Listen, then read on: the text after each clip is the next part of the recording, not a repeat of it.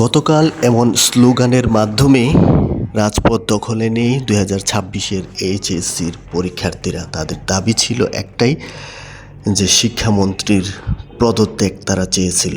গতকাল উত্তরার বিএনএ সেন্টারের সামনে জড়ো হয়ে তারা রাস্তায় এভাবে ব্যারিকেড তৈরি করে সব ধরনের যান চলাচল বন্ধ করে দেয়।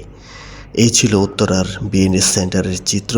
এভাবে ছাত্ররা ব্যারিকেড তৈরি করে রাস্তার মাঝখানে দেখছেন সব ধরনের যান চলাচল বন্ধ করে স্থবির করে দিয়েছিল একদম এই রাজপথকে।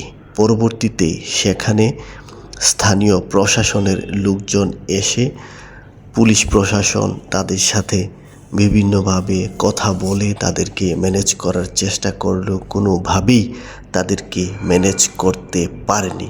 ততক্ষণে দুদিকে উত্তর এবং দক্ষিণ দিক দিয়ে যান চলাচল স্থবির হয়ে যানজটের লম্বা লাইন তৈরি হয়।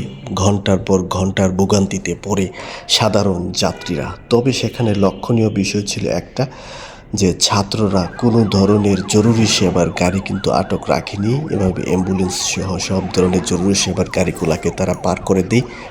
পরবর্তীতে শেষ সময়ে একদম সেনাবাহিনীর একটি বড় টিম এসে ছাত্রদের সাথে আলোচনা করে তাদেরকে ম্যানেজ করার চেষ্টা করে। তারপরেও শেষ পর্যন্ত তারা ক্ষান্ত হয়নি, তারা তাদের স্লোগান এভাবে চালিয়ে যেতে থাকে।